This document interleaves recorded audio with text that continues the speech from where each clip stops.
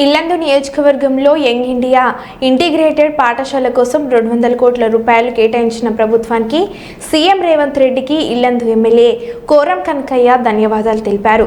దీంతో పాటు 100 పడకల ప్రభుత్వ వైద్యశాల 11 కోట్లతో ఐటీఐ ఇల్లందు నియోజకవర్గానికి కేటాయించడం ప్రభుత్వానికి విద్యా వైద్యం మీద ఉన్న ప్రాధాన్యత ఇల్లందు నియోజకవర్గానికి ఇచ్చిన ప్రత్యేక ధన్యవాదాలు ప్రజలందరూ గమనించాలని కోరారు.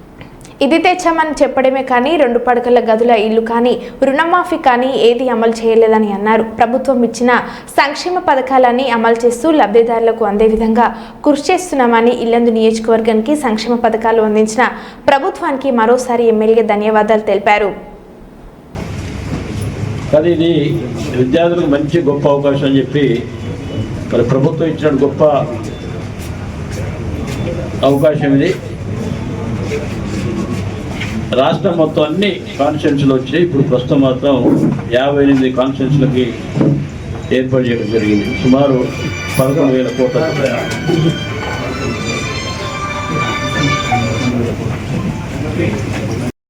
స్టార్ట్ చేస్తారా? చేయాలి. ప్రైవేట్ బిల్డింగ్ చూసి ఇప్పుడు మనం కరెక్ట్గా అంటే ఒకటి ఇస్తామంటే ఇది గవర్నమెంట్ ఉంది కదా వైట్ అది కానీ లేకపోతే ఇక్కడ డిగ్రీ కాలేజ్ ఉందా, డిగ్రీ హాస్టల్ లేదు, దాంట్లో పెడదామని చెప్పి ఆలోచన స్టార్ట్ చేస్తే క్లాసెస్ రన్ అవుతాయి.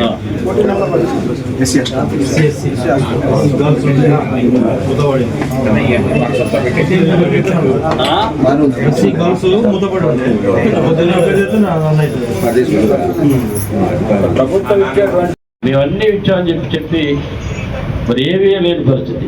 వారు డబుల్ బెడ్రూమ్ వేయలే, రుణమాఫీ చేయలే, ఇలాంటి బీసీ బంధులు ఏసీ బంధులు అన్ని బంధువులు కూడా ఒక్క కార్యక్రమం కూడా ప్రజలకు అందించే పరిస్థితి లేదు. అంటే ఏదైనా ఒకటి రైతు బంధు విషయాన్ని చెప్పడం తప్ప మిగతా ఏమి చేయలేదు.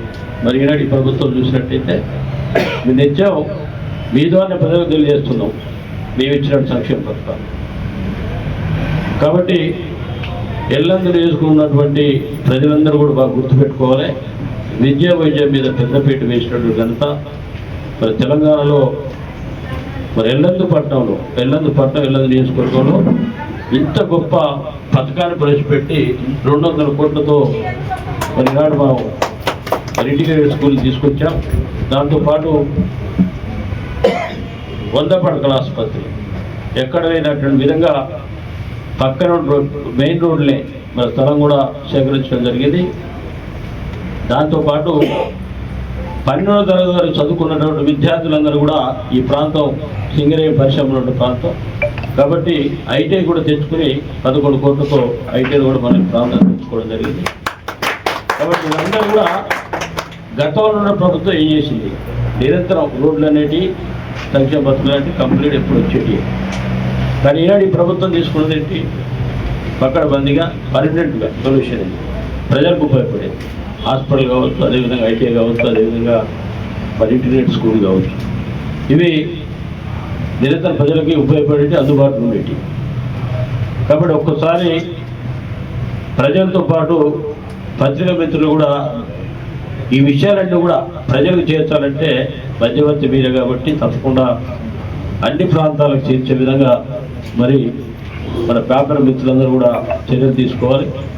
మరి ఎల్లందు నియోజకవర్గ ప్రజలందరూ కూడా గౌరవ ముఖ్యమంత్రి గారికి మరి ఈ 3 కార్యక్రమాలు పెద్ద ఎత్తున ఇచ్చినటువంటి ముఖ్యమంత్రి గారికి, అదేవిధంగా జిల్లా మంత్రి డిప్యూటీ సీఎం భట్టి గారికి, శ్రీనివాస్ రెడ్డి గారికి, తుమ్మల నాగేశ్వర గారికి అందరూ కూడా ప్రత్యేకంగా ధన్యవాదాలు అభినందనలు తెలియజేస్తూ ఇక ముందు కూడా ఏదైతే సంవత్సరం కాలంలో ఇంత గొప్ప మరి పథకాలు ఇచ్చినటువంటి ప్రభుత్వాన్ని, అదేవిధంగా గౌరవ ముఖ్యమంత్రి కూడా ప్రత్యేకంగా అభినందనలు తెలియజేస్తూ సెలవు.